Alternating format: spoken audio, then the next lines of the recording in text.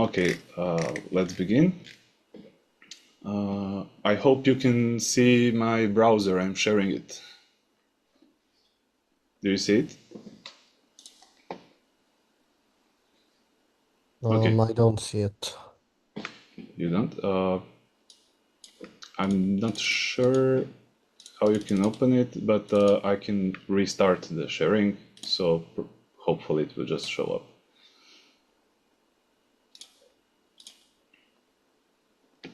Do you see it now? Yes, thank you. Okay, great. I'm going to draw some circuits in this, but they're not really important. We don't really need to draw circuits. I just want to show you various modules. Last time we were talking about electronics in general, but without microcontrollers. Microcontrollers give you much more freedom and ability to make some interesting stuff. So I'm just going to give you a short explanation about what microcontrollers are. Does anyone here know what an Arduino Uno board is? Have you ever seen that?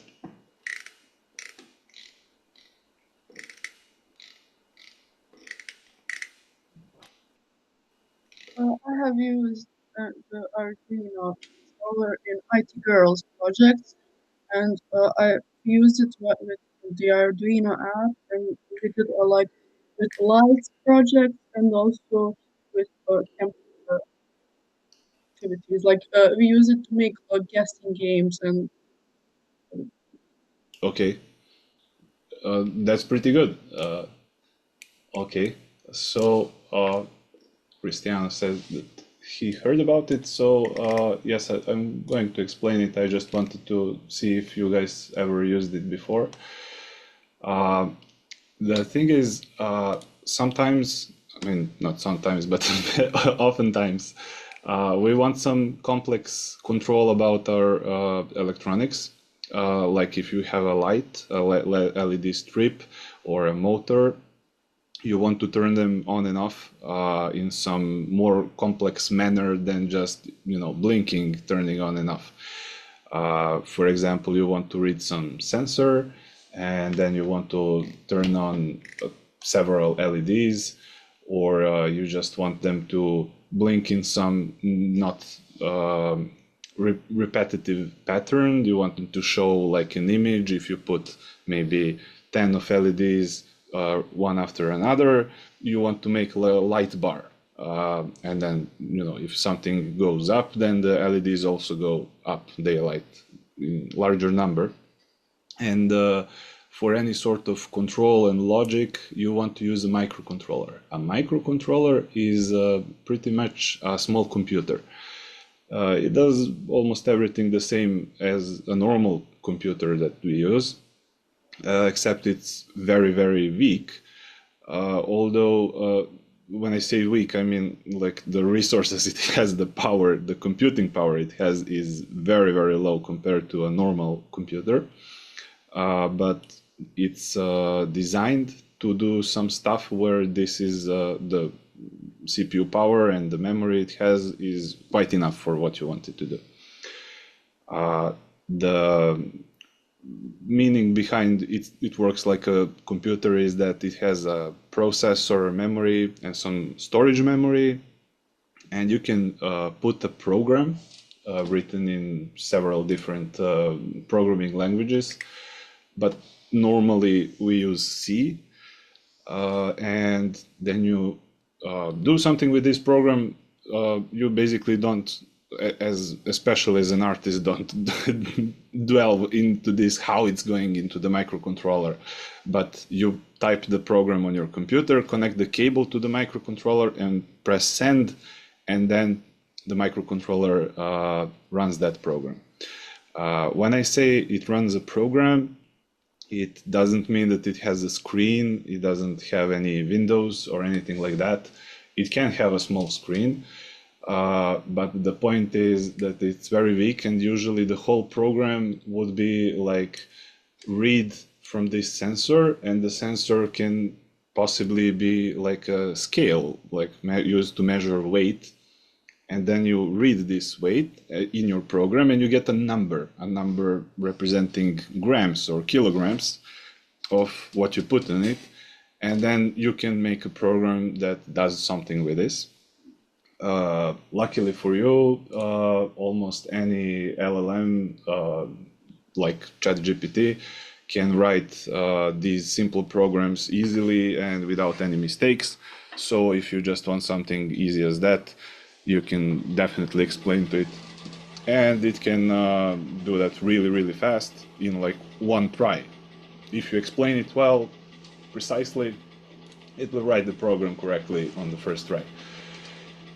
The difference between microcontroller and computer, and basically why you don't want to use a computer and why you want to buy this Arduino microcontroller or any other, is first the power consumption.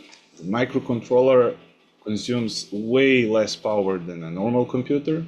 Your desktop computer can probably use 100 or 200 watts of energy when it's idling, like, you know, just playing a song.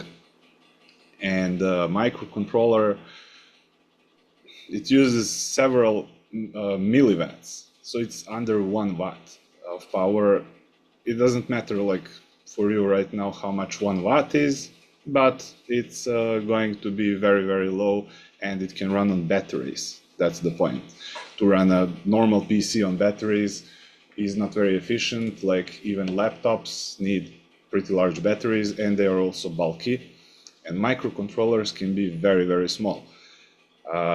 Arduino board, now I'm just going to say it. Actually, I think you can see from this picture, like, this is the USB cable and this is the whole Arduino board. That is already pretty small. But this board is like a microcontroller with some additional components on the board. The microcontroller itself is just this black chip. And this, I'm just trying to show you how small things can be. Can you see my cursor? Can you see what I'm showing?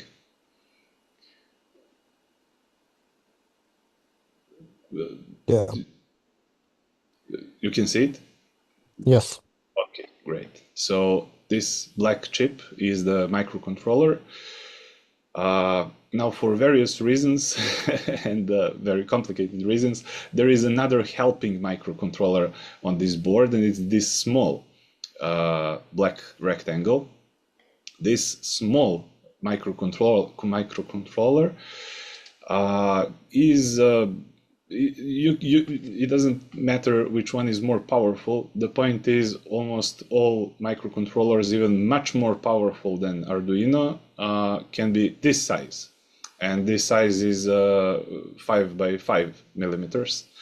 So I'm just showing you how small things can be. Basically, if you just bring it power supply, that will be plus minus wires, and have 5 volts of voltage between them, it will work. It doesn't require any additional components. It will start your program as soon as it gets power, and it will do whatever you programmed it. And the other, like, apart these obvious differences between a computer and a microcontroller, the other difference is that the microcontroller has so many of these pins. Like this Arduino has 32, I think. And the thing is, in your program, you can configure each of these pins to turn on and to turn off, which basically means that the pin that you are programming can output 0 or 5 volts. And this means that you can connect an LED to this pin, and then in your program you say output 5 volts on this pin and the LED will turn on, and then you say output 0 volts and the LED will turn off. The PC cannot do this. Like, there is no single pin on the computer, normal computer, that you can program to turn on and off by command. Question, where is the best place to begin with Arduino? I want to do some simple artworks.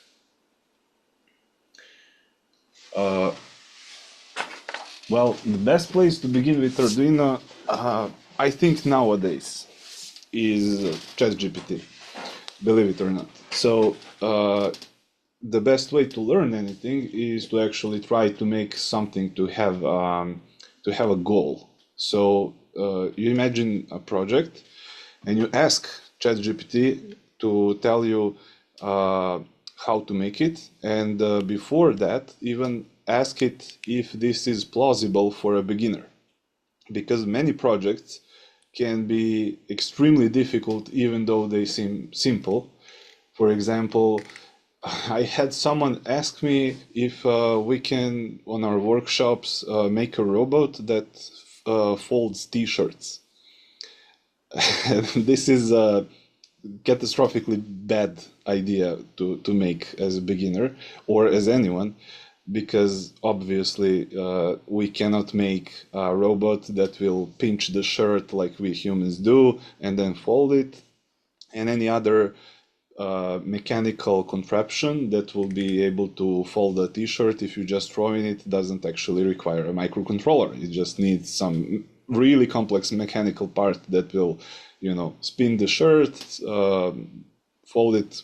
However, I don't know how to make that, and I don't even think that that's possible. So before starting any project, ask how difficult it is, and also ask about price. The price can be very different for various things. Some things are simply cheap for no reason whatsoever. Some things are cheap because they're used very, very often. Simply they're produced and sold in large volumes, and even though they're really complex to make and whatever not, they're simply cheap. And one example of this is the microcontroller, because the microcontroller itself that is on this Arduino board actually costs less than 2 euros. So for many purposes and simple things, it pays off to buy the microcontroller. Unfortunately, the Arduino Uno board, the whole board with the microcontroller, costs a lot more. I think in European Union, the Arduino Uno board costs about 20 euros. And you will simply need more knowledge to be able to use a microcontroller without the board.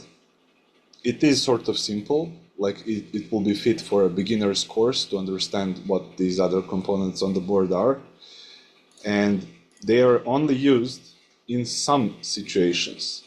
As I said, if you just wanted an LED, you don't need absolutely anything from this board. You can simply use a microcontroller, 2 wires, a resistor, and an LED. For some stuff, like powering Arduino from a battery, you need some components, but we're not going to go into that. So the main point of having a microcontroller is that you can use a programming language. You can use Python and some others, but I guess Python and C are the most popular. Python being way much easier for beginners than C, but C is precise, and like if you learn the syntax of C, you will understand it perfectly, but with Python, it's basically impossible to learn all the stuff, because Python has so many different things that you can use, and for the same task that you want to do, you still have so many different things you can use. And maybe one tutorial will use one that's called like a library, and another will use a different library, which you haven't never seen. And this sort of complicates things. So if you think you can follow a very difficult course for, I don't know, 2 or 3 weeks, then learn C. If you're feeling lazy and you don't want to do that, then go for Python. Both programming languages will be, well, quite strict, as in like you will not be able to make any sort of mistake because the program will simply not accept that.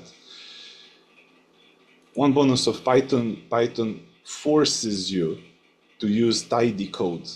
And when I say tidy, I mean like when you take a quick look at the code without trying to understand everything, just to skim over it, it will be so tidy that you will easily find and differentiate different parts of the program. And in C, it doesn't force you to do any sort of tidying up. The code can be ugly as hell, and this will not happen with tutorials, but it will happen with your code. And I have taught a lot of beginners. In my opinion, untidy code in C is one of the most common sources of mistakes, simply because when you don't write tidy code, when not everything is when you don't use proper indentation is the problem. If you don't use it properly, then you will not be able to find the part of the program that's making the problem. But enough about that. The Arduino Uno board is probably the best place to start. I just have to say this is the so-called R3 board, which has been the most popular board for a very long time. You can see it on the left, but if I point it with my mouse, this text shows up. There is a newer Arduino Uno Q, is called, I think. That thing basically doesn't even use a microcontroller for your program. So definitely don't buy that. Don't try to learn by using it. For some uses, it will be more helpful, but if you want to learn anything about making the program yourself, or well, basically that, if you want to do anything manually instead of just downloading complete programs written by someone else, then start with this one, Arduino Uno R3.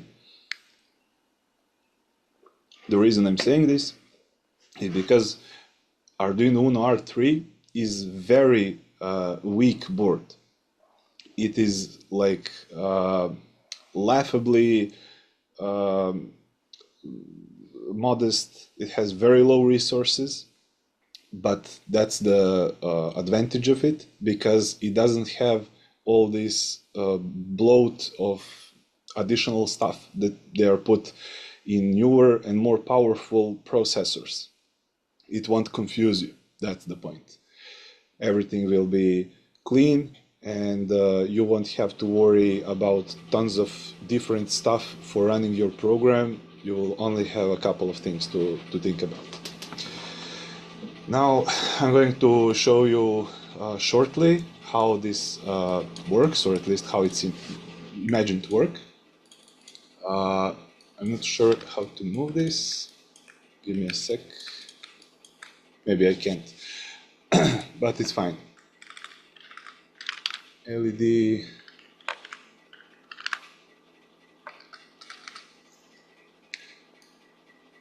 I saw it about here. There we go. Yes. So this this site that I found, I showed it last time. It helps you build the circuits that you want by basically just describing what you want. You select components and it tells you how to wire them up. This thing here is the breadboard. The breadboard helps us connect stuff without soldering it. How the breadboard works? Well, these holes, some of these holes are connected. I'd better just Google an image for that. Breadboard connections. So it shows you that these five, you see the red line, all these 5 holes on this one line are connected. which means if you put two components in this same line, then there will be an electrical connection between these two lines. So let's see that on our thing. This is from this resistor. So one leg of this resistor is in here, and one leg of the LED is here. But this is that red line that I was showing you on the other picture, and that means that the resistor is connected to the LED. Is this clear to everyone, or maybe should I ask, is this clear to anyone? Does anyone understand what I just said? Okay, great. Nice. The pink and the black line are wires. What they are telling us is to take a wire and connect this hole here. I can't zoom anymore. This hole here next to the number 5. It has many holes, like from here, from 0, 1, then to 13, and then there are 4 that are not marked with numbers. And also, wait, I have to find out how to move this. Clear. There has to be some sort of shortcut to move this. Okay, maybe I'll find it later. The point is, you have these holes marked from 0 to 13, and here from A0 to A5. In this section here, this is holes for the power supply generally, but there is 2 others. The power supply is, in this case, coming from the USB cable, and USB cable gives you 5 volts. So you have ground and 5 volts, and these holes have, of course, electrical contacts inside them. So when you put a wire inside the hole, it will be directly connected to the ground and 5-volt wire that's going through the USB cable. Obviously, the USB cable has several wires inside, and 2 of these wires must be the ground and 5 volts wire.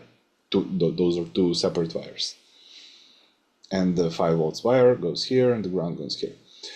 The point of this is that the black line goes into ground. I know it's small, but that's why I'm explaining to you. It goes to ground. Actually, this tooltip tells us res, that means resistor 100 ohm. No, actually, this text is completely unusable. The thing is, this resistor is connected, one side of this resistor, one leg, is connected to ground. Is there anyone who doesn't understand how this leg of this resistor is connected to ground? Through what?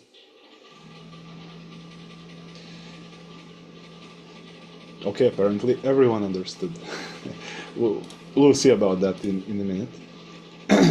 But the thing is, the resistor is connected to ground, and the LED is connected to this pin 5. And inside our program, we can write code that will give commands to turn on the pin 5 and turn it off, and also have some time in between turning on and off to keep it on or off for some time. If you don't put any delay between those two phases, then it will happen so fast that you won't see it. So if you just turn it off and turn it on again immediately, that will happen very, very fast, and with naked eye you can't even see that anything happened. I'm not gonna go into that because you can just open any course for Arduino and start learning that. And as I said, ChatGPT can write acceptably complex programs for this. In this case, I'm just explaining that you can turn on one pin on and off, but these pins can do a lot more complex stuff.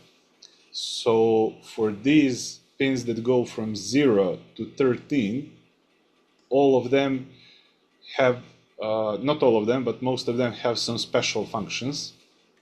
For example, in these pins that have this small waving sign next to them, that will be 3, 5, 6, and from 9 to 11, you can put an LED on those and write a program that will partially turn on the LED.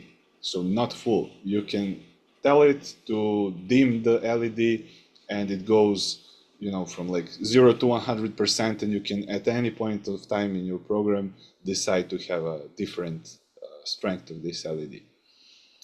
Also, pins 1 and 0 are used for some digital communication, and the most important thing that they're used for is actually uploading a new program from your PC to the microcontroller. That means if you're using those pins, you can't put a new program into the microcontroller. When I say using, I mean that you have connected something to them. Like if you put an LED on one of those pins, you probably won't be able to put another program to your microcontroller. You will need to detach the LED, put the new program in, and then bring the LED back. That's usually not necessary because almost all people completely avoid using those pins 0 and 1 at any point of time, because like from 2 to 13, that's already a lot of pins, and you can also use these pins from A0 to A5 to turn the LEDs on and off. Other than that, the pins from A0 to 5 can read voltage. Now, all of these pins, the 0 to 13 and A pins, can read voltage, but the 0 to 13 can only tell you pretty much, this is a simplified variant, but there's no need to go any deeper into that. It can tell you, is it 0 or is it 5? And it's going to decide on its own. Like if you connect one of these pins to ground, to 0 volts, it can definitely tell you that it's connected to 0 volts. And if you connect it to 5 volts, it would definitely tell you that it's connected to 5 volts. If you connect something in between, if you connect 3 volts to one of these pins, you can't be sure what it's going to tell you. So they're not used for that. A0 to 5 are used for that. They can tell you whatever voltage you bring to it, the exact voltage. Actually, it has a pretty significant mistake, a huge error in that, but that's why it's not used in some professional equipment. It can tell you like what's the voltage on a battery. If you're powering Arduino from a battery, it can tell you what the voltage on the battery is. Although you will need to build a circuit for that, but the point is it can read some voltage. Outside than that, outside than just outputting voltage, reading voltage, you can connect modules that have digital communication. The digital communication is simply done by any of these pins the following way. Let's say that you have, this one is pretty fun to use, this display. I should be able, well, this website is not perfect, but the point is, this website has 4 digits and actually some dots as well. But we don't control the digits directly. We send a digital message to this display and it reads this message. And how it's done? This pin 2 that this website suggested to connect to will turn on the voltage inside this pin 2, high and low, actually between 0 and 5 volts. And this is done in such a way that it's like rhythmical. You probably have seen something like this.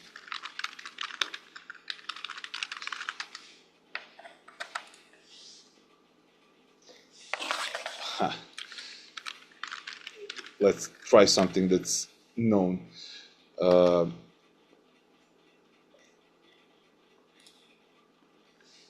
let's see, you don't have to know this, I'm just telling you approximately how it works. So this graph on the bottom is the voltage in this pin that's sending. So if it's here, then it's 5 volts. If it's here, then it's 0 volts. And what you do, you output like 5 volts, 0 volts, 5 volts, 0, and then 0 volts, 0 volts, 0 volts. And this is on the x-axis is the time. So I'm just telling you that this pin is turned on and off in some pattern, and the display reads this, and it knows how to read it. The display understands, like when this is 5 volts and when this is 0 volts, what data was being sent. You definitely don't need to know this to use it. I'm just telling you that you can use just one pin, this pin 2, to send information for all 4 digits on this display, including the dots.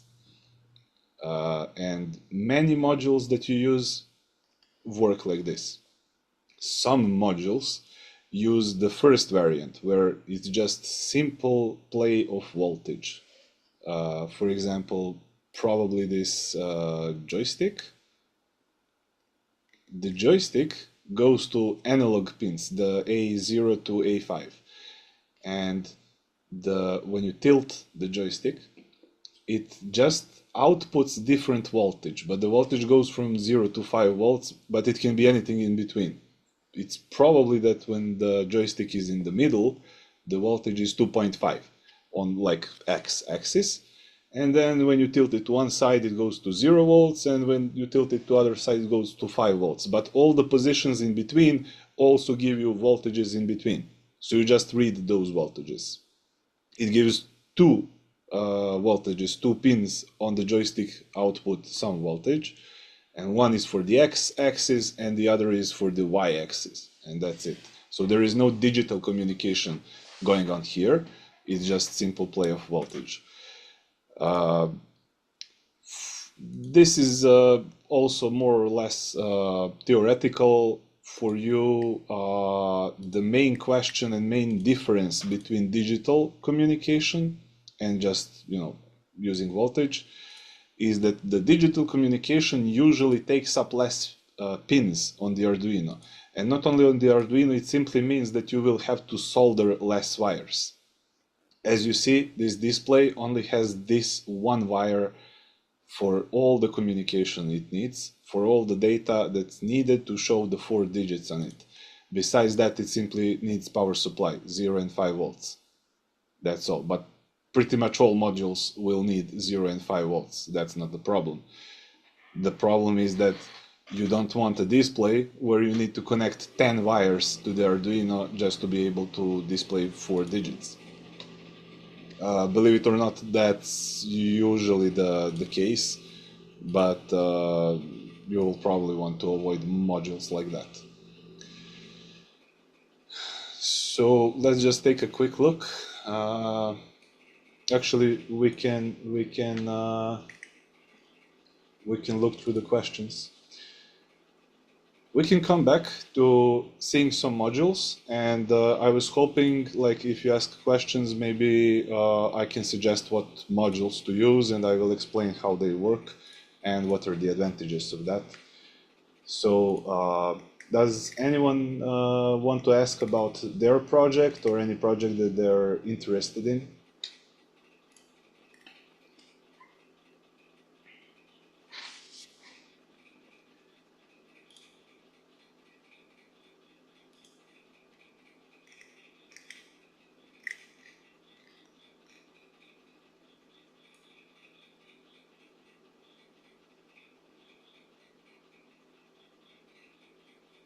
Hello. Does anyone want to ask about the project?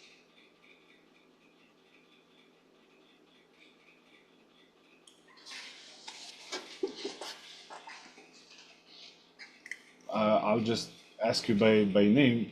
I mean, reverse alphabetical order. So Sasha, are you here? Can you hear me?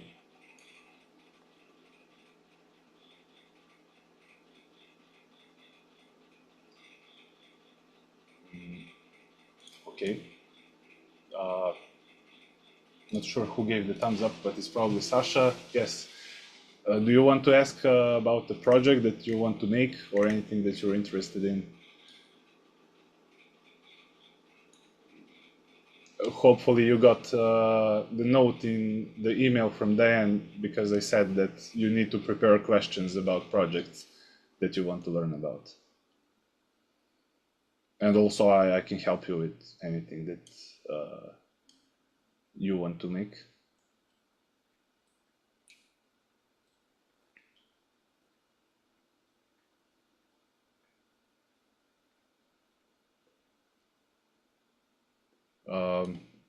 Sarah, Petrea, Medina,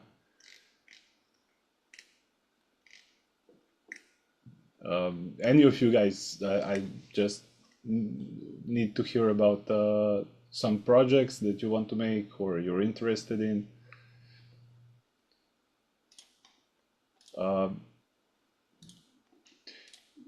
It's fine. Thank you for the question. Although I wanted to hear about some specific stuff. Is it like, are you guys not trying to make anything, or like,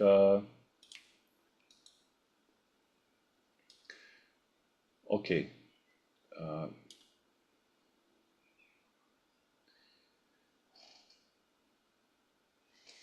I actually don't know what's a BCI.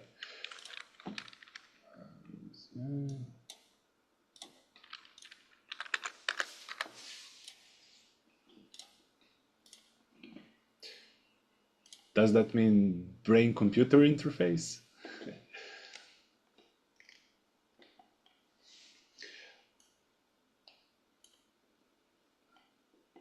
Okay, probably not. This is okay. This is the first actual question about a specific project. Please, everyone, if you are here, then prepare some questions. I will first answer this about EEG, and then we can talk about any other project. But here's about this. So you can't really use Arduino Uno for anything very useful. The main problem with EEG is reading voltage, right? You want to read the induced voltage from the brain, and the Arduino Uno is incapable of doing this from the analog pins by 6 orders of magnitude. So it needs to be 1,000,000 times more sensitive to this voltage than it is. And even if it could read, there is another question: what will Arduino do with this? There is, however, one use for Arduino in that you want to be able to read this voltage with your PC, so that your computer can get the data, and then whatever you want you can do with this data on your computer. Now the thing is, to read this voltage, you will generally use a chip, a separate chip that can read this. This is called analog to digital converter, but it can't be just any. It has to be very special analog to digital converter that can read this small voltage. And you can't, if you get this chip, there is no way to connect your computer directly to this chip. You need a microcontroller to get the actual digital data from this chip and then give it to the computer. And that's what Arduino can do. Although even for this job, you will probably need something that's faster than Arduino, that can read more samples in 1 second. I'm not sure about this, like I don't know how many samples are needed. Keep in mind that the samples I'm talking about is usually not the data that you want, but it's used for oversampling. Like you would read 100 samples, average them, and that will give you one sample of this voltage.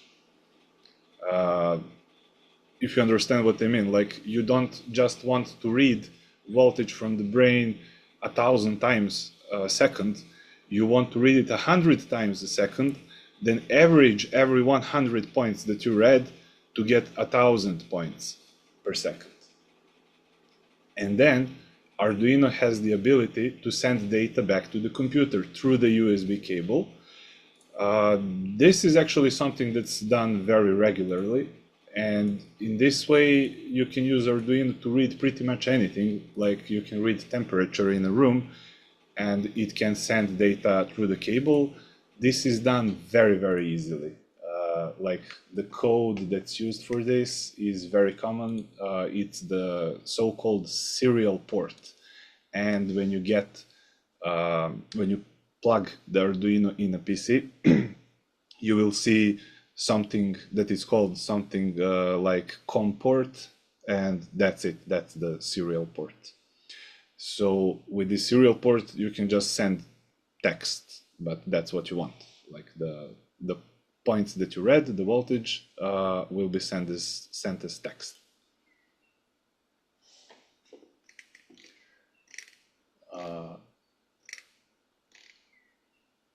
Hopefully that's the answer that you wanted. You're welcome. Can anyone else ask about any project? I mean, I haven't forgotten the general questions about that people asked, but I want to try to get some questions about specific art projects that you want to know about.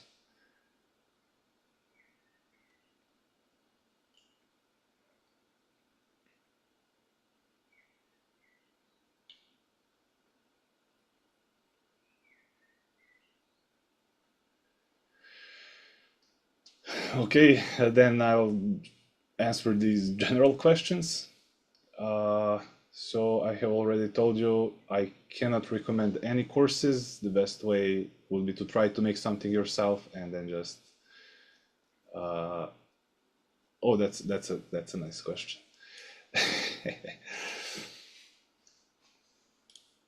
Let me first answer Luciana's question.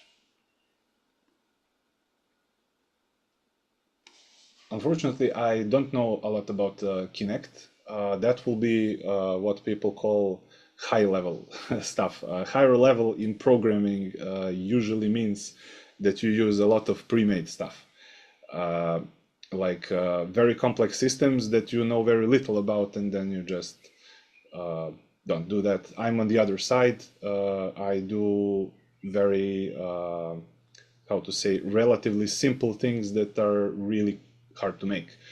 But in general, I can't help any questions about Kinect. Let's just answer this question. It will be quick. The sensors that Arduino can offer, I'm not sure if you mistyped or you asked wrong, but I will answer both cases. So Arduino is a company that makes the boards. As far as I know, I have never checked, the company that makes these boards with the microcontroller don't make any modules. Their modules are these boards. The microcontrollers that are on these boards are not made by the Arduino company. They buy a microcontroller from someone else and they put it on their board. The company that makes modules is SparkFun. Let's open their site. This is the most popular company for Arduino modules. And almost all the modules that you can see on cheap or Chinese websites are just exact copies of this. So let's go into like displays, and then here are pretty much all the displays you could ever want to have with your Arduino. Lots of pages. We're not gonna go into specifics. right now. Maybe a bit later. Maybe a bit later I will go through the modules. But I wanted to explore these modules through some projects that you will ask about. So the sensors that Arduino can offer, no, as far as I know, Arduino company doesn't offer anything, but the sensors that can be bought for Arduino, you can just Google tons of them. And as I said, let's try to talk about specific projects, and then within that question, talk about modules that can be used for that. The sensors that you can use to detect presence. Now, this is a very interesting question. I myself am very much into like doom apocalyptic prepper thing, and I like anything that will help me like fortify my house and whatever not. All the different stuff, turrets, cameras, and sensors. And I have tried a lot of these sensors. So for different purposes, you will use different sensors, and very low number of sensors are reliable. A lot of them will simply give you a false positive. So let's start with the worst one that gives you so many opportunities, but it simply works really bad. It gives you, phantom readings when something is not there quite often, and sometimes they simply don't see anything. Arduino microwave sensor. This type of sensor, so there is tons of different modules, but they basically do the same thing. This module is designed so that it can feel the differences in particular wavelength of radio waves. That simply means that it can feel metal and water moving around. But like the idea is that it doesn't see anything else, including the walls, which means that you could probably put this in your apartment and then spy on your neighbors and detect through the walls if the people are there. Now, this does work to some extent. This is not complete garbage. And for walls, it is a bit of a problem. It will be quite bad at this. But in open areas, this thing actually works quite well. Also through thin material. So if you just use it to see people through a thin layer of plywood, that will work. This thing will detect people behind plywood, even though there is no way for you to see them. It is a very simple device. It has like one pin that outputs 5 volts when something is moving and ground when nothing is moving. Also, it's slow, like this detection changes maybe once every 3 or 4 seconds or more. Now that really depends on the module and how much money you spend on it. But in general, it can't detect several people running in a hallway and then give you a signal for each of them. Yeah, it's not going to be usable for that. But it can detect if someone has entered this hallway behind a wooden wall. For brick wall, as I said, it works pretty bad. I have tried it. In some buildings, it works better than in others, but it's not guaranteed. It's probably going to be a bad sensor for that.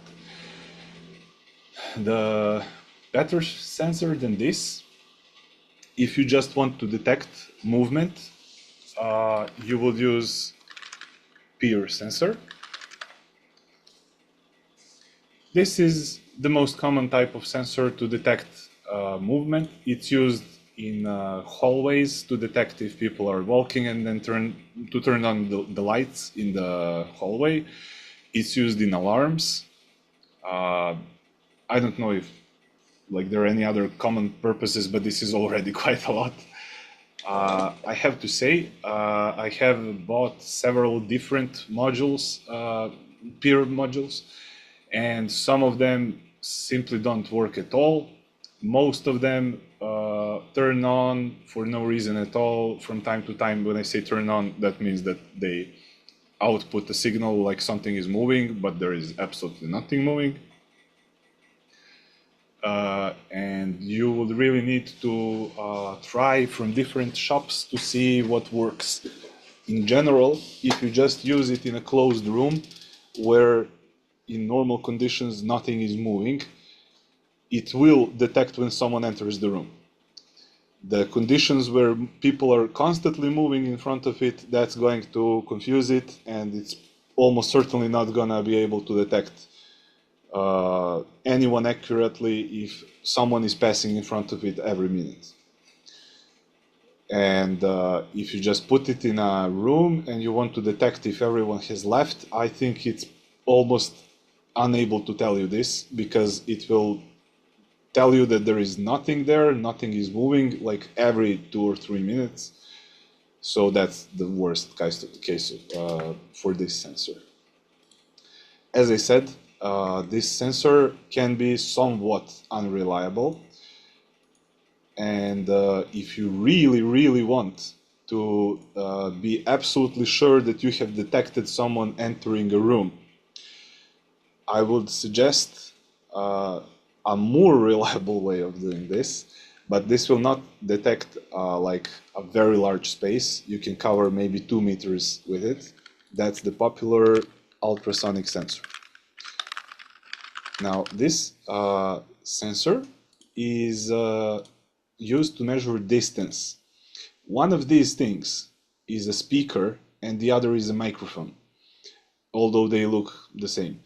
And the speaker sends a very high-pitched sound that you can't hear, and the microphone is waiting to hear the echo of this sound. This only measures the time from sending the sound to receiving the sound. It has absolutely no ability to see the shape of the object or any other property of the object that is reflecting the sound. So the very popular radar made with this is, how to say, able to see very little. You can check out this project on the internet, but the more popular version that's shown on the internet from this sensor is the radar that can see a fly flying around the house and then even shoot it with a laser.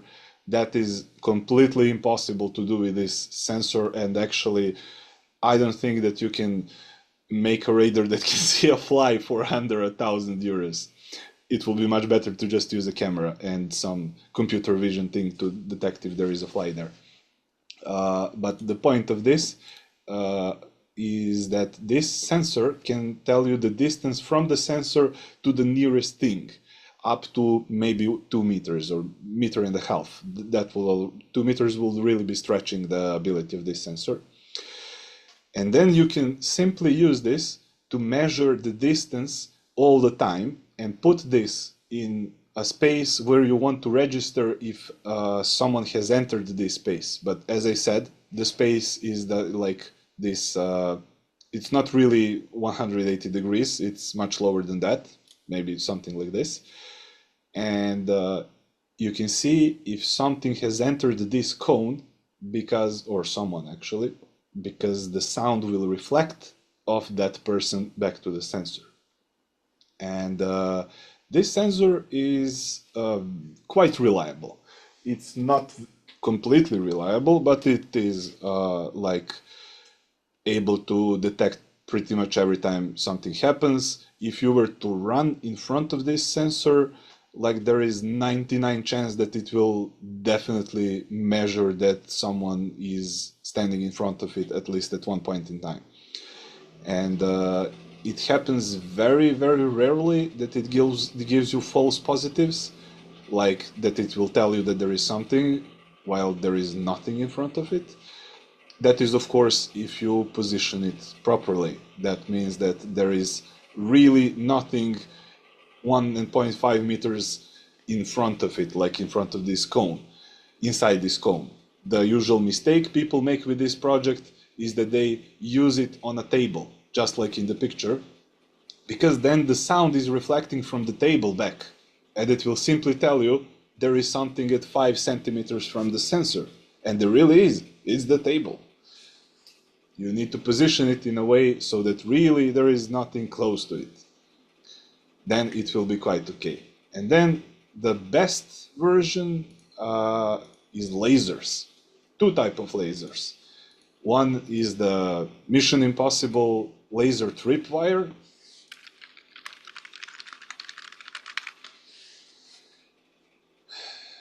The laser tripwire is very difficult to use because you need a laser and a receiver to see if it's receiving the laser on the other end.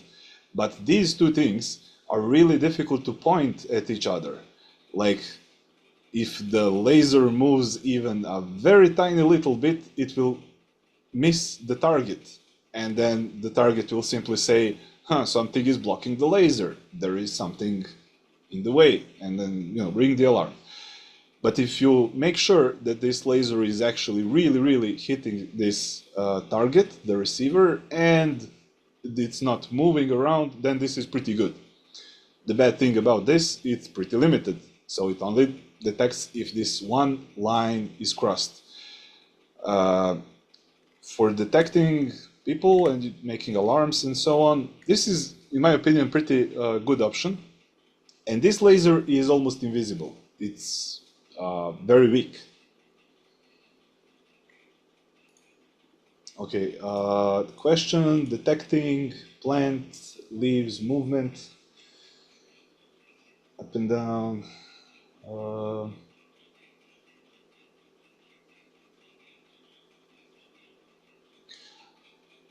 Okay, the problem with this question about the leaves is that the leaves structure is very weak, and if you put some electronics on the leaves, you will bend them.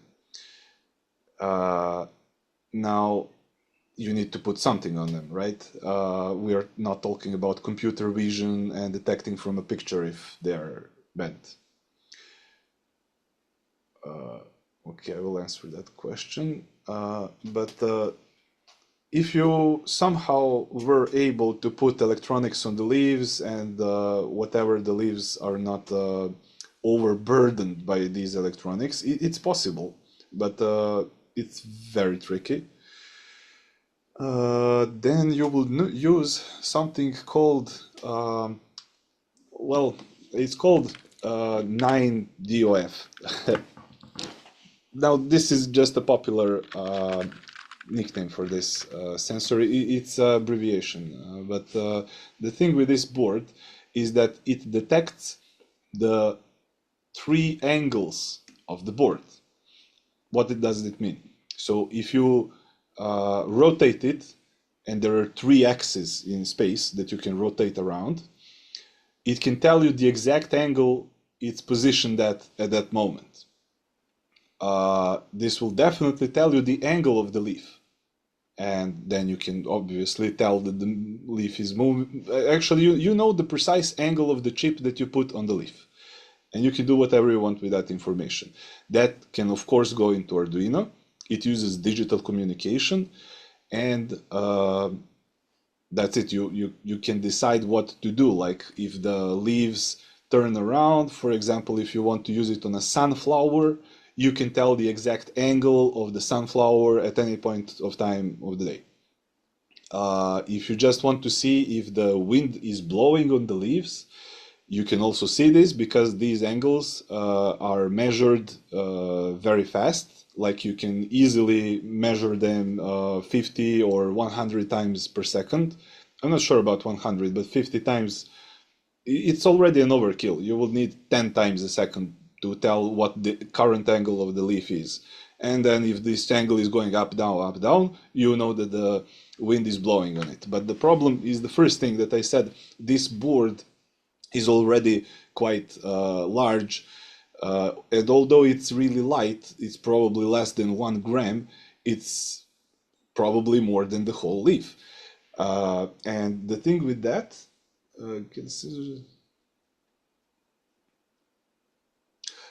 yes, let me just explain this thing. The sensor that you need is one of these, like either this small rectangle or this one. And if you can solder them just them on the leaf, that will work. So then you use really, really thin wires and you don't burden the leaf. Now this thing, apart from the angles, can also measure acceleration. And if you can measure acceleration, then you can see the vibrations, of course. In this case, vibrations can be measured, of course, on the thicker parts of the plant.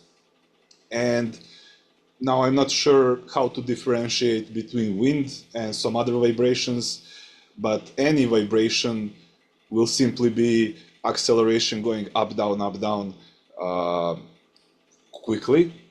And if you don't really need to worry about if it's someone shaking the plant or there is a cricket, it could probably detect a cricket on the leaf because the vibrations will be pretty strong from that. And the wind, then you're fine. If you want to differentiate between wind and some other sources of vibration, now that will be really hard. I would not try to do that. I mean, I will try, but I wouldn't guarantee success. Hopefully that answers your question. If you want to know anything more about this accelerometer, then I can talk about it. But I think there is nothing more relevant about the leaves that I can tell you. This accelerometer, for example, is used in, for example, if you wanted, it's definitely used in Kinect. It's like the whole basis is these modules. But the point is, like, if you wanted to make a magic wand and use it to change channels on the TV, you would put an accelerometer in this, and you would figure out what does swish and flick look like when measured as acceleration and angles. You would need to figure out some sort of algorithm, although I'm pretty sure that you can find that already figured out on the internet, and you can just copy the code and it will tell you, like, if you're swirling the wand in a circle or just trying to flick it back and forth. You can tell apart from different movements, and of course ignore not doing anything with the wand but still holding it in your hand, because if you even hold it, it will have some movement, it will have some acceleration, and you don't want the wand to do anything when you're just holding it. That will be a pretty fun project, in my opinion. Did I answer well? Or is there anything else you want to ask about this? I mean, the accelerometer.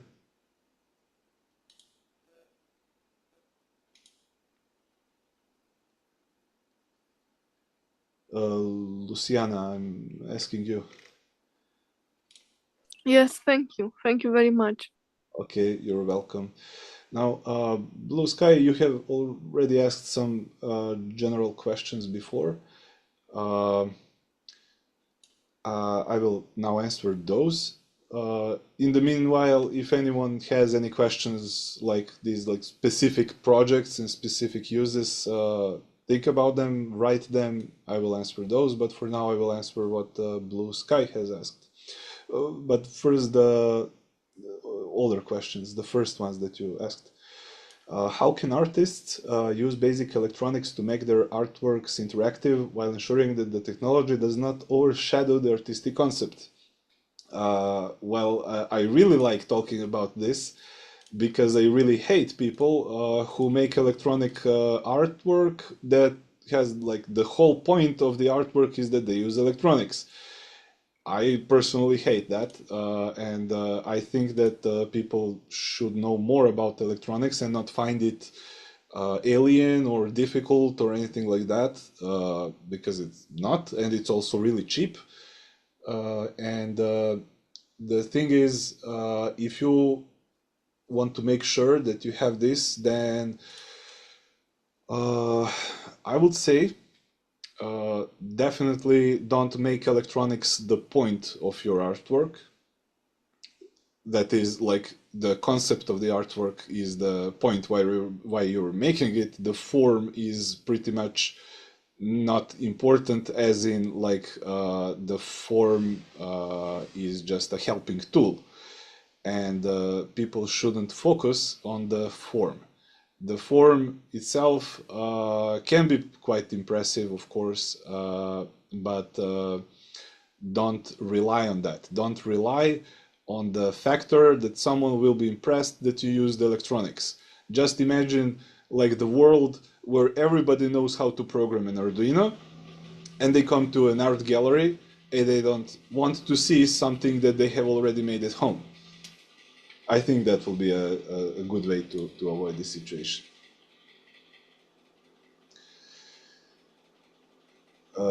Alia, I'm not sure about that list, but for now you need to ask about projects that you want to learn more about.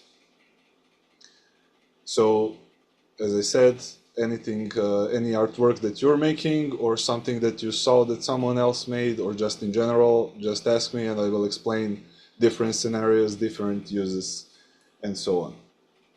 And then when we're finished with that, we can see about the certificates.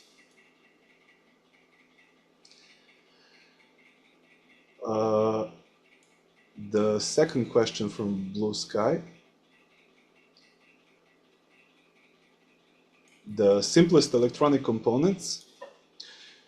Well, we can just make a short list, or actually we can just open, where was the SparkFun? I probably closed it.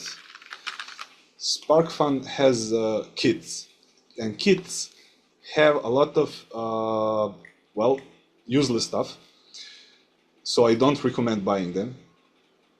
But let's discuss the kits, and I think that will answer a lot of your questions.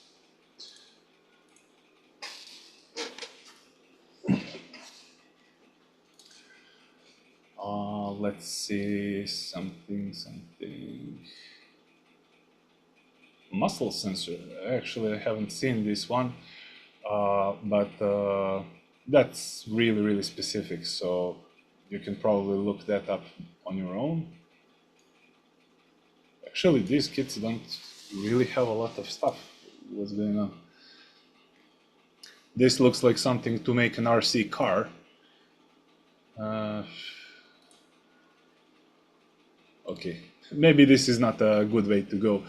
I'll just stick to this site I was using, and we can just see the modules that they are offering. Let's see if there is a category just for that. Sort of. So the most common thing, of course, is light. Anything that produces light. And in this sense, you can use these small LEDs. They're not very bright, but they are cheap. And if you have time, you can solder hundreds of them. And also, you will use LED strips. I guess everybody has heard about strippy. LED strip, that's this thing. And you can bend it one way, like the way it's wound up. That's the only way to bend it. Normally, you can't bend it sideways, so you will need to crease it or something, you know, not very nice looking thing to bend it sideways. Although there is bend sideways. There are special LED strips that can bend sideways. Let me see. No, not this one. Oh, this one. This is a fun one. I have found this LED strip does actually bend in all directions. It can be very useful for some stuff. Apart from that, you can use motors. You can use like this servo motor. The servo motor is not a normal motor, as in it doesn't spin indefinitely in one direction. This thing is a gear on top, and it only rotates 180 degrees or 360, but more common 180. And the thing with that is that this motor actually knows the current angle where it's at. So the useful situation for this would be if you had some needle gauge, you know, like some pointer going from 0 to 100 or something, and then you can send the signal to this motor to point to the exact spot you want it to point to, and it will simply go to that spot and stop as fast as it can. There is no need for you to control where the needle is at any moment. Like the motor will know where the needle is because it has some electronics inside that measure this. And that's pretty much it. Of course, you can use a normal motor, but like you already know about normal motors that just spin in one direction. And of course, this thing goes left and right and however you want it. Although it's not very fast. Like if you wanted to go left and right, like if you use your finger and try to go left and right to point it, you can do it 3 times as fast as this motor. So it's not that fast. And that's it about the motors. And you can use some speakers, but Arduino Uno is not able to play a sound as in a recorded sound. Like you can't put a file in it and play it. You will need some chip to do that, and even then it's pretty limited. If you want to use that, you will need a more powerful board. Like ESP32 can play sound, but that's a different subject. And that itself would, like these options that I said, would already give you tons of options. For some other uses, you would maybe want to use a display, although I'm not sure, like in art project, where a display would fit. Displays are rather small, and if you use bigger ones, I mean, like with more pixels, it doesn't matter like how physically big it is, the resolution is what matters, then it can get really slow. And Arduino again is very weak, and you wouldn't be able to put a lot of pictures or anything. You can display text and draw some geometrical stuff, but it's not really suitable for that. Again, ESP32 has enough power to display pictures and some more complex stuff, but in general, not videos. To play a video, then just buy a Raspberry Pi, or in my opinion, buy an old but functional laptop for 20 euros and hide it somewhere, then just run the cable to the display where you want it to be. That's for output. And for input, you usually use different sensors or just buttons, like electrical buttons, and then people push those buttons and do something with them. And that's the general idea, because you can read with any of these pins the state of a button. You can tell if it's pressed or released. I'd rather not go into more components right now. If you are interested in any specific components, you want me to explain them in greater detail, just tell me. But there is a lot of different components that can be used. Let me just answer the third question from Blue Sky. That will be, how can electronics be combined with technologies such as 3D printing or laser cutting in contemporary art projects? That is actually very useful, and the limit is definitely your imagination. So the technology for combining these things is, well, what can I say? Every electrical device that you have ever seen, you can probably 3D print most of the parts, or 3D print the main thing, buy the stuff that's not able to be 3D printed, and put electronics in it. I mean, I don't really know how to answer this question. So let's see about the newer questions. Alia, you still haven't asked me about any specific projects that you're interested in. I'm waiting for that question. Next question is, can Bluetooth be used in projects like, well, like any project? Yes, of course. You can use ESP32 microcontroller, but here's the thing.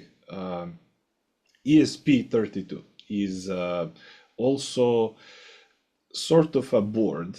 Now this is a bit harder to understand, but you don't need to know what exactly ESP32 is in like hardware. The purpose of ESP32 is that it's for your needs a microcontroller, and this microcontroller has inside this chip the ability to use Wi-Fi and Bluetooth, which means that your program that you write for this ESP32 can directly connect to Bluetooth. Now, it's a bit complex, like this code is not trivial, but you can simply copy it from somewhere else, and you know, like there is maybe 20 lines of code to start the Bluetooth, and from then on the Bluetooth runs, and you have this part of the code where you receive data and send the data if you want, and you can do what you want with it.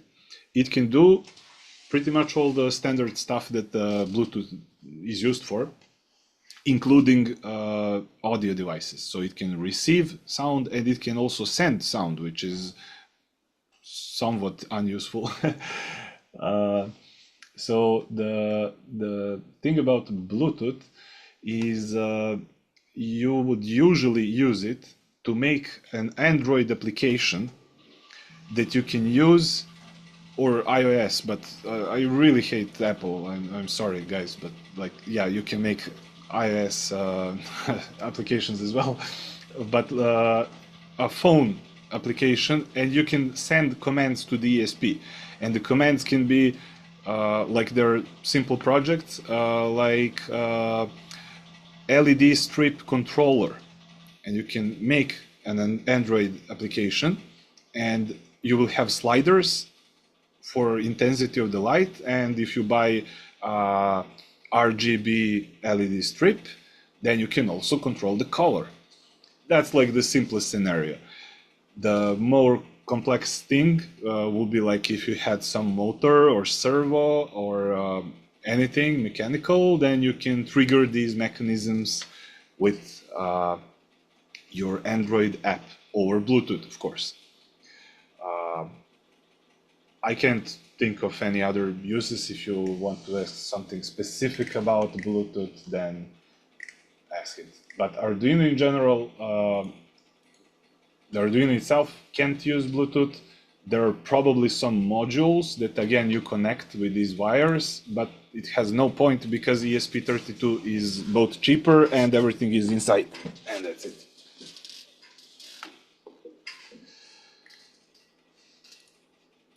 I've seen a project where sensors, that's a question, sensors detected humidity, temperature, light, and pressure from a denser shoe, and that data determined what we saw on the screen. Could you share how would you do such a project? The sensors for humidity, temperature, and so on are really simple. They're just modules, and I would expect it to be on this site, yes. For simple uses, you would probably use this module, which reads temperature and humidity, and then what you do, you simply connect a wire. Now this, yeah, this website broke, I think.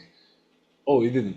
There is this fourth wire. So you connect the digital communication wire to one of the pins. It can be connected, I think, to most of them, but let's say that you use the pin 3, and then your data shows up in your program. Like there is this line you write and simply you get a number. You would need to know a bit of programming to understand this, but yeah, it's a variable. If you've ever seen a variable in programming and you get the value of humidity in your variable, then you do whatever you want with this variable. The thing is, the temperature is read pretty much by any module, and light is really difficult to read because, I mean, it can be read, but in general it's not done because light can come from all sorts of sources. And if you want to detect the intensity of visible light, which is generally not done, we usually, if you want to detect light laser or something, we use infrared. If you want to detect visible light, you will be exposed to any troll that will use a flashlight or a laser on your device to false trigger or whatever needs to happen when it detects light. That's why I'm not sure why would a denser have a light detector in it. Yeah, you can, of course, detect the intensity of light, and that will be the photoresistor is the basic thing. Yeah, it's like this small thing, and the resistance and therefore also voltage changes on it. Like if you apply light, you would have voltage go up or down, and if you put it in a dark place, this will go the other way, and you can read this voltage on the analog pin that's connected here, and that's about it. It's completely how to say, you need to measure yourself and make calibration data to know how much light that is in like millicandles or something like that. In general, you can't say, oh yeah, this is like below a 9-watt LED bulb in my room. You can't tell what sort of light it is, how strong it is. You can tell like, oh, this is stronger, this is weaker, but in general, this is used for like detecting if it's above or below just one level. Like you say, it's day or night, and that's it. You don't go into it's a cloudy day, it's a winter day but sunny, or it's rainy but there is some sun. No, you just say it's day or night, and that's it. It's not used for precise measurement. For precise measurement, you use really expensive equipment, and that's it. The point of these things that can be used for dancers or whatever other purpose like that, maybe some sports, you definitely need to make that really small and light as well. And for all these purposes, probably the biggest problem is the battery. The battery really needs to be large, and if you use any sort of wireless communication, it's gonna draw quite a lot of power. Now, today these modules are really optimized. For example, ESP32 is a pretty old module, as in it was, I think, released in maybe 2017 or 18, and then it used, and it still uses, if you use that module, like 200 milliamps of current for Wi-Fi communication. Or any sort of radio communication. And today you can buy modules that use less than 10 milliamperes for the same thing, for the same range and same amount of data. The thing is, you just need to buy special modules that use very low power. And that's about it. All this data goes wirelessly into some sort of receiver. You have to make it, and then you connect it to a PC, and hopefully some other person will do the calculations or whatever needs to be done with this data. Let's see, other questions?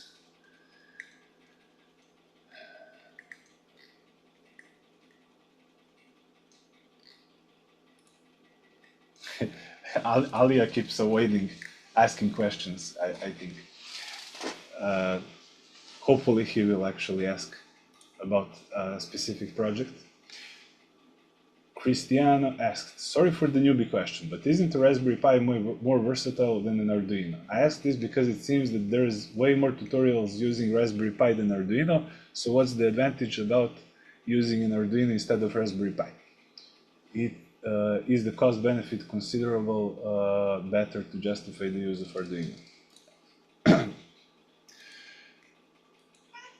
Raspberry Pi is way much more expensive than Arduino, and on top of that, Raspberry Pi actually uses a lot more current, which means it's really, really unsuitable for battery-powered devices, especially if it's small.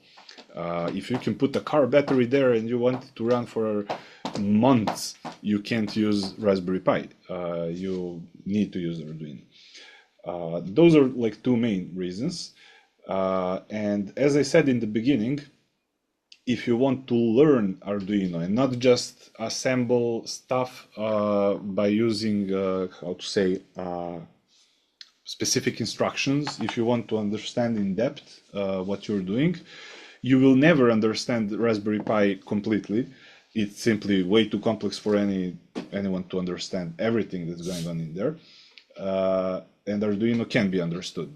And the thing is, if you use Raspberry Pi, you are technically using everything that a normal computer has, and including an operating system. As far as I know, you don't need to use the operating system, but it will be incredibly hard to use it without operating system. So what you want to do, in my opinion, is to use Arduino. And if you use Raspberry Pi, there is, you need to calculate the cost benefit. The thing is, Raspberry Pi, of course, is way much more powerful than Arduino. It's a whole goddamn PC. But the point is, usually people use Raspberry Pi in these tutorials for really simple stuff that can run even on Arduino. But as I said, Arduino is really, really weak. ESP32 is many times stronger than Arduino, and again, Raspberry Pi is many times stronger than ESP32. But ESP32 can already do tons of useful stuff, and very few scenarios are there where you will use Raspberry Pi. For some people, Raspberry Pi is not really that expensive. For me, when I was learning electronics, I had very little money, and Raspberry Pi was completely out of the question. Like, I learned it for a year or two before even I got my first Raspberry Pi. And now when I'm doing business projects, it's again out of the question, because my clients want to produce stuff that's cheap, and there is, one unit of whatever my client is producing will need to be incredibly expensive to justify putting an 80 euros or even 40 euros Raspberry Pi inside it. So yeah, the cost is usually the worst thing about Raspberry Pi. On the other side, YouTube tutorials, I don't know how to say this. In my opinion, 19 out of 20 tutorials don't work for one reason or another. Some are outright wrong. Some are simply with an oversight of something that will be common sense for anyone doing electronics for more than several months, but as a beginner, you wouldn't know it. And this is my experience, because I learned everything from YouTube. Not only YouTube, but I was learning myself. And like 95% of the projects would have something wrong with them, or just wouldn't work, and it would usually be because of some really stupid thing. And if you take this into consideration, then just keep in mind that anyone making tutorials and videos about this is not really going to put a lot of effort into this. And most of these videos are made for views and not to teach. Actually, almost all of them are made just to generate views and add revenue. So these people are not trying to teach you. They are just trying to make a video that looks the best and the most interesting. And yeah, with Raspberry Pi, you will probably get the most interesting looking thing. But if you try to make it and then you realize that you need 200 euros for a simple thing that you can do in general with 20 euros of some other things, then you know, stop watching those videos.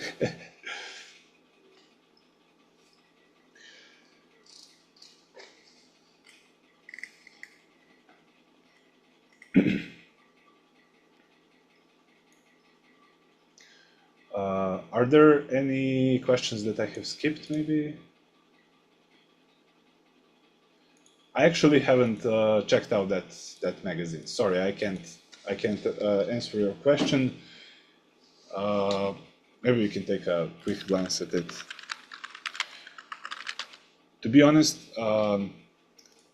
like, I don't even watch almost any videos with electronics or anything. I already have so many fun projects that I want to make, and I barely have enough time to do them. And I have already gathered so many modules that I wanted to try, and I simply didn't have enough time to check how they work. I don't know what to say about this this magazine, but yeah, you can. Oh, really? That will be interesting to see. Huh. No, I'll just give you one, maybe. Yeah, it's fine. I mean, nobody cares about affiliates. The point is, I would like to explain the difficulty I have with the workshops that I do. I do live workshops, so like this online session is just now for Teka, but I do live electronics workshops, and I usually focus on making electronics without Arduino or a microcontroller. The reason for this is the price, and I do workshops in such a way that people make projects and they take them home, and like every time you come, we make something, you take it home, and it's really difficult for me to figure out a lot of projects that can be made without Arduino that will be, you know, fun enough for someone to bring them home, show them to someone, and so on. And the reason why I don't do these workshops with Arduino is the price, of course, because if every time someone came to the workshop and they had to you know, assemble something, solder wires, and then the Arduino is inside and it's trapped inside because you soldered the wires, or you don't really need to solder the wires, you just need to, you know, glue everything together or something like that to screw it in. Your Arduino is inside and you need to buy another Arduino for another project. That's a huge cost in material. And even if we bought like Chinese knockoffs that cost 10 euros or less, it's still a pretty significant cost. What I'm trying to tell you is that I have read tons of compilations about fun projects, and I couldn't find almost any that don't use Arduino, or they're, you know, are just affordable to make without a lot of money. Like, even if you don't use Arduino or any microcontroller, you can have fun with some really expensive modules. But I was struggling to find those. And if those projects, again, without microcontrollers, are in these, then I will definitely check them out.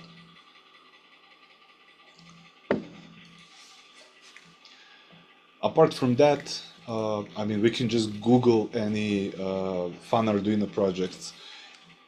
If you guys don't have any questions about projects, I'm still not letting you go. I want you to go on Google, or find whatever search engine you're using. Find some like top list Arduino projects. Look up what's interesting to you right now, and then ask me about it. I'll give you a minute for that.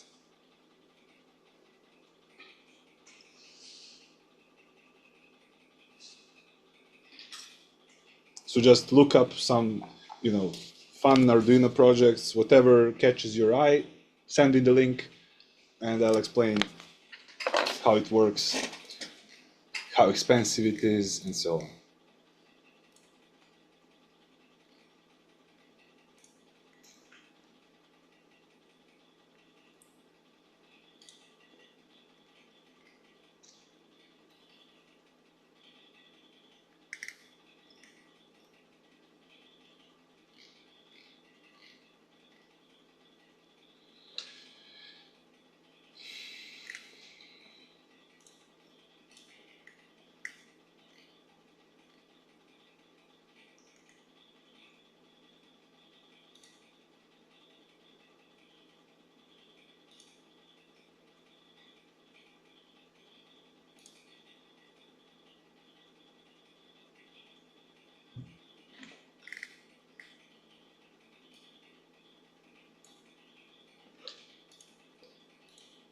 Did you find anything? At least if you're not looking them up, just send me a message.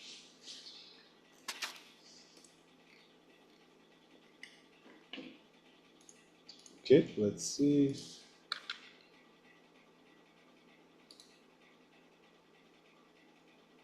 Yeah, so this is this thing that you asked about, Christiana, is in part like what I was talking about, the magic wand that you can use as a TV remote. But let's see more other uses for this. So if you want to control a robot, yeah, it doesn't matter what you want to control. I think it will be most fun if you could control a video game. So I don't know what's available for gaming consoles. You have tons of different stuff, augmented reality and such, and a lot of those things can detect your movement. Like you can see your hands inside the virtual reality and so on, and that's probably the most interesting application of what you asked for. So I'm going to explain how this works in more detail. So is your question actually about detecting which hand movement means what? Like differentiating between shaking, waving, pointing, and so on? Is that what you're asking, or something else? It's fine. Better than other participants. I can't answer this question. It's not my field. I do electronics. My expertise is detecting the movement, portraying the movement, like giving exact, precise data about like what your hand moving was. And then some other software needs to detect what this means. Now, I know a little bit about this stuff. And AI, what we call AI, actually the neural networks, I think they are the most suitable technology to use to differentiate between different movements. They just need, of course, a lot of data. Like you need to detect 10,000 times that someone is waving a hand. They literally pay a guy to, use the device and wave for several hours. And then they feed it to the neural network and they say, yeah, this is the recording where he was waving and this is the recording when he was not waving. And the neural network figure out what the rule is to detect if he's waving, like what was going on in those data recordings when he was waving and what was going on when he was not waving. And this rule that it figure out, that the rule that tells us if he is waving or not, is what the neural network figures out. And then you can use this rule. That will be some complex mathematical equation, and you can afterwards probably even run it on a microcontroller, and that's it. I mean, again, sorry, I can't give you more details about this. I can talk about accelerometers and how to get data from them. In the plastic reflective project, Arduino controls hundreds of servo motors with more pieces. I don't know what's the plastic reflective project. Let me see.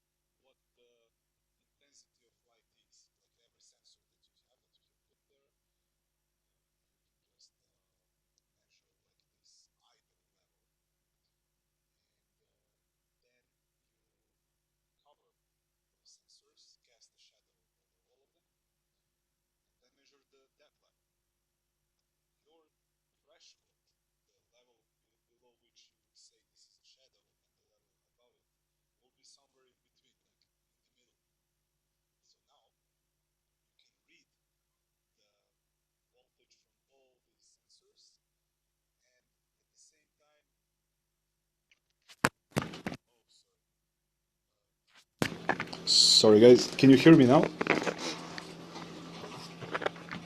Yeah, my microphone seems to be broken. Yes, now we can hear you. Yeah, what's the last thing that you heard? I was explaining what Luciana asked.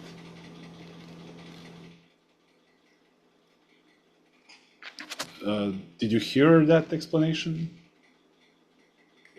Now, I lost the sound a few minutes ago. I asked what was the last thing that you heard because I was explaining Luciana's question about the sound of shadows. Yeah, don't don't leave me hanging for such a long time. I heard before the plastic reflecting something. Yeah, I already finished explaining all of that. You should have asked me if I'm here. Okay, I'll repeat what I was saying about the sound of shadows, if that's okay. Is Yes, that all? thank you. So this thing, the sound of shadows, yeah, that's Luciana's question. You would use these LDR sensors, the photoresistors, and you would put like hundreds of them or however many you want. You probably, like for this installation, it's not going to be anything exact. Like you don't need to measure how many pixels you covered. You can probably just do with 20. But you would read voltage from 20 of these sensors at the same time. And they will all tell you individually how much light they are receiving. Arduino doesn't have enough analog pins for 20 of these, but there are chips, other chips that can help you. Like there is, we call it a chip, but the technical term is integrated circuit. An integrated circuit that can read from 20 or 24 different things voltage, or you can just use ESP32. I think can read from 16 pins in parallel, like at the same time. I'm not sure about that, but yeah, Arduino or pretty much any microcontroller with a board is not suitable by itself. You will need some additional electronics. But when you overcome this problem, you would put these sensors on the board, and you would make this installation inside enclosed space, like a room. And sun mustn't shine on these because it will completely ruin their readings. They will tell you there is way much more light than there should be. So no windows, or at least curtains on the windows. Now you would have a light bulb on the wall, or just one, so that when someone is between this light bulb and the sensors, then there will be a shadow. And first you measure the voltage on all of them when there is no shadow. And this will be like one level. You note this number down somewhere. And then you will cast a shadow over all of them and measure how much voltage is on them at that moment. And then in between them, like in the middle, would be your like threshold level. So if the light is stronger than that level, then you say that there is no shadow on that sensor. And when the voltage is lower than that level, then there is a shadow on it. And this is from the hardware side what you need to make. And in your program, you will simply have 20 variables, and each variable will tell you like, yeah, this sensor is covered and this one is not. After that, it's all software. Like you write a program to do something. For example, you can register when one of the sensors changes. It goes from light to shadow, or the other way around, from shadow to light. And then you play a tone, or however you imagine it. I think that will be a really fun project to make, and rather simple, actually. I will try to make it myself at some point. So I just want to explain for that project the complexity. The complexity in that project is that you can make it in this way, where you have one room and you calibrate it, as I explained, like shine the light. I mean, not shine any light, but just don't cast any shadows, and measure that level, and then cast a shadow and measure that level. With this calibration, the sensors will work perfectly in that room if you don't move the sensors and don't move the light. But if you wanted to make something that would like be completely portable, that wouldn't care if there is sun or not, or and such stuff, then in general you would need to make a rather complex program that would at all times measure the light and try to guess the two levels, to try to guess at which level is the shadow and at which level is the no shadow. And for this you will need to experiment and so on. Again, probably some LLM would be able to write a program that can do this, but don't expect something like that to work on the first try. As I said, for artist installations, it's much better to just rely on it being in a room that is not changed in any way after you set it up. And that's it. For the sound part, I just want to mention a lot of these microcontroller boards can be programmed to act as MIDI devices, which means that it can present itself as like a keyboard, a piano keyboard, and then you can use any DAW on the PC that will simply play those sounds, and that's it. So the microcontroller simply sends a signal, yeah, play A4, it will play A4. That's it. You can also state velocity and so on. This is, of course, for people who deal with music, and like I can't explain what the DAW is right now, so only people who know already what that is will understand. That will be it for today. I think we should end the lecture now. I just want to check one thing. So Alia, did you ask a question in the end, or no? Or no questions? I'm specifically asking you because you asked about the certificates. So I just want to see if you asked that question, and then I will tell you the only thing I know about certificates. Apparently Alia is not answering.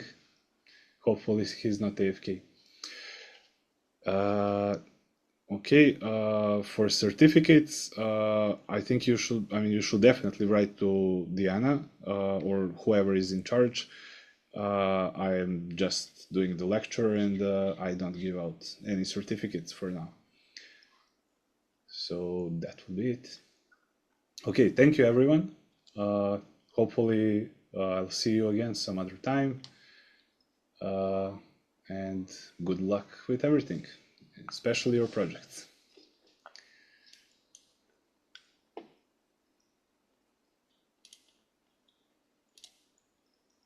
Thank you, goodbye, and good luck. Thank you, bye.